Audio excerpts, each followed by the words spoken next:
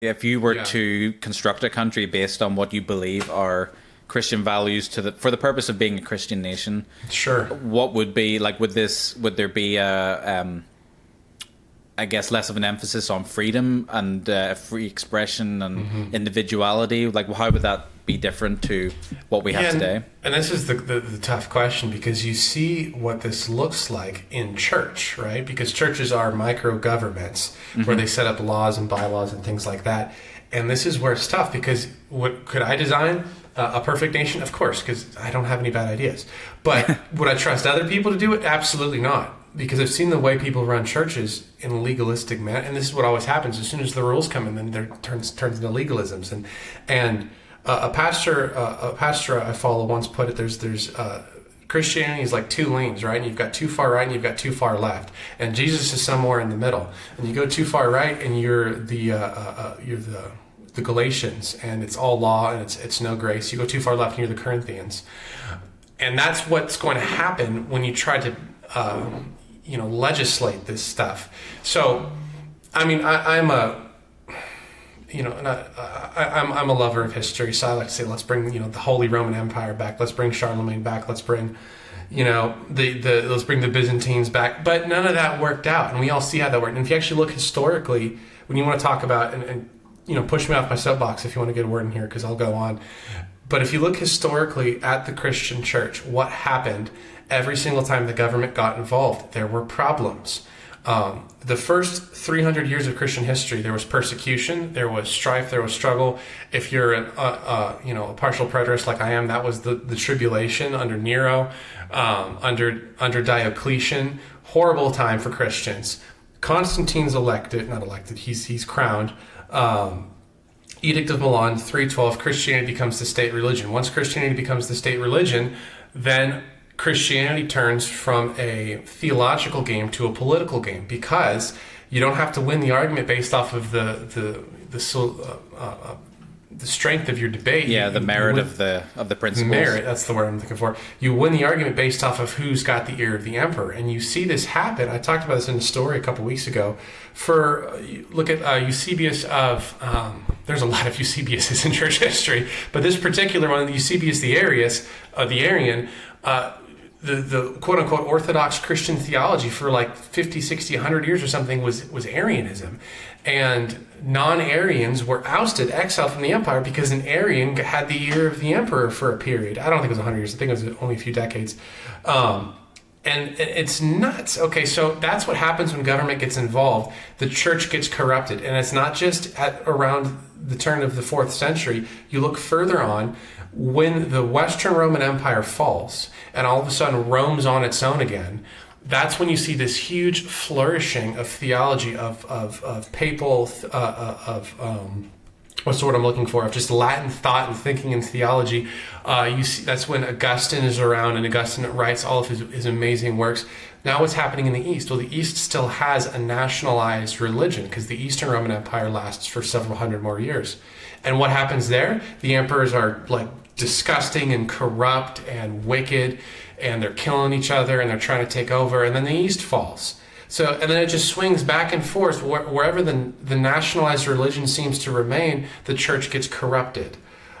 Right, and also by compromise, not just straight up exactly. corruption for political gain. There's also deals of compromise to try and make it something more palatable and for the society at the time. And I think that's maybe more of recent church history is more compromised than straight up. Because I think back, we're in the era of transparency where I think just straight up corruption is kind of like you can sniff that out pretty quickly because you've just access to so much.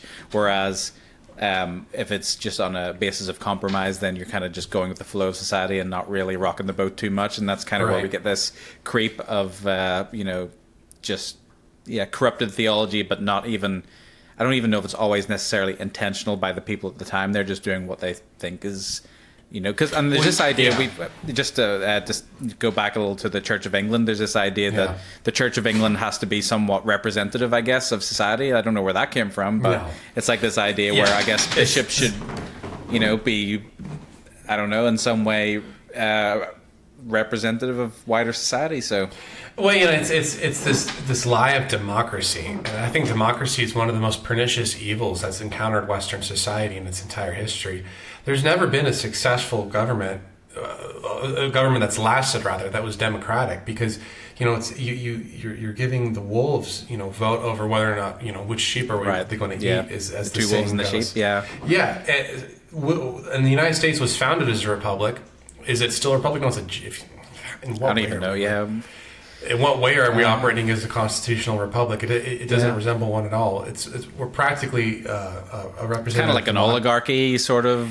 Yeah, I mean, realistically speaking, more of an oligarchy. It's just extremely corrupt. And it's like, no, it's about time for the Vandals to swing through and to wipe the place out and to start over. Because it's been so, I mean, we've gone this is the longest lasting contiguous government in the history of the world. Every single other, correct me if I'm wrong, every single other empire that's lasted longer has had a major shift of some kind of government. The United States has had the single longest lasting, contiguous, unchanged legal document. In terms of written constitution, sure, yeah. And in terms of we haven't had coups, we haven't had, deposed presidents, and we haven't had... I mean, because England's been through 4 or 5 or 6 different royal families. Yeah, we've had all sorts of conquest, and it's funny because the actual apparatus of government seems to have remained reasonably intact throughout, but it just people swing in and kind of adapt to that, and even if you talk about the kind of era coming into the. I think the 1800s, where the German Georges, I think it's like George the IV or whatever that is. Yeah, so it's they come over and start to really change the monarchy so where it's I think they're trying to get the buy-in of the people and bring it this kind of era of not mysticism but popular kind of the romance of monarchy again and reignite that. So you get these people to come in and just kind of reform it in different times for different eras. So it is it's continuous, but like you said, very different. Whereas I guess America, the Stuarts to the Tudors, and now we're in the very nice German lady, the Queen, and it's like. But it's constantly changed. So, but anyway, back to kind of what we were talking about. Represent democracies. I don't think that people were made to be led. And this is why it's interesting. Something you said earlier, and it got me thinking that the Enlightenment and kind of just the kings, the monarchies all over the world falling, and the decolonization movements across the country, and England basically just rather the United Kingdom just giving away all of its land back, like they didn't. It's nonsense. But people were made to be led by a single ruler because God. Again, all of our authority as humans, as men, is derived from heaven. Well, how is heaven set up? Well, there's a singular leader, and there's a plural leadership, right? So there's one God, and there's Jesus, and there's the Holy Spirit, and then there's angels, and there's angel armies. So a singular head, and then it's the pyramid, right? And that's how our families are led. Because if you have a wife and kids, you're the head, she's the leader, and then the kids follow both you and you lead together, but you're still the head. And government's no different. So we get arrogant when we think we can come up with a different kind of government that God didn't institute or ordain. Right.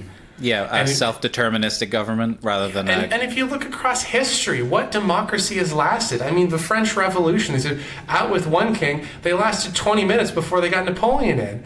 Right, same thing. Whenever the Charles I got his head cut off, I think they lasted about 60 years as well before they brought back Charles II. Yeah, it's Cromwell didn't last long. I mean, Napoleon, he was fighting. He was at Toulon during the Revolution, fighting for the Revolution, and then literally a couple of years later, he's what did they call it? He was one of the five or something, the first, whatever they called it, the French word for it. But anyways, people were made to be led. People want a single leader because that's the way God's ordained it. And we might not say that, and people will say, oh no, we want a democracy, we want this, we want that. But everyone always goes for the strong, charismatic leader because it's ingrained in our DNA. The figurehead, to follow a head. And that's what I think when it comes to back to your question to circle around here. What's the ideal government look like? I don't think monarchies are perfect. I think monarchies get a hell of a lot closer than our government does. I think monarchies as a whole have accomplished far more for Christianity, far more for the Western world than any democratic republic ever has or ever could, because you have multiple hands in the, multiple cooks in the kitchen, everyone trying to get their own thing done, everyone trying to get their own voice heard. When there's a single charismatic, strong leader in charge making the calls, he can enact his vision, or she, the queens too, right?